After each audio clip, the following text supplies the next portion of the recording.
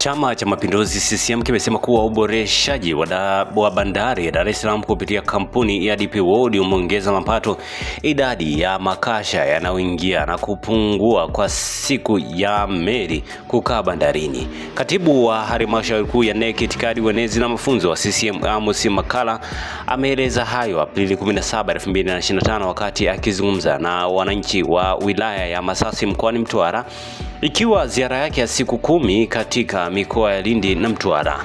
Makalla ameeleza hayo akijibu hoja ya makamu mwenyekiti wa Chadema John Heche alidai kuwa nchi yetu imeshindwa kuendesha bandari na kuwapa watu binafsi. Makalla amesema mtoa hoja hajui mambo ya uchumi na biashara, anahitaji elimishwe faida za uwekezaji na uboreshaji bandari ya Dar es Salaam ambayo imekuwa moja ya bandari yenye ufanisi Afrika Mashariki na Kati. Pia amesema kuwa makaa ya mawe kuuzwa nje ya nchi ni fursa nzuri inayosaidia serikali na taifa kwa ujumla kuongeza mapato na fedha za kigeni zinazosaidia kufanya maendeleo ya nchi kutokana na masoko yanayopatikana nje ya nchi.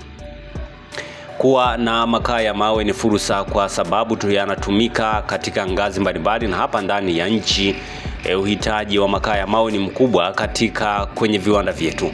Ameongeza kuwa kwa hiyo nawaambia John Heche, mbali ya kupata fursa ya soko ya nje ya nchi na kutuingizia fedha za kigeni ambazo tunazipata na tunapata kodi yetu, na Rais Samia Suluhu Hassan anapata uwezo wa kujenga shule, kuweka miradi ya maji na kujenga barabara.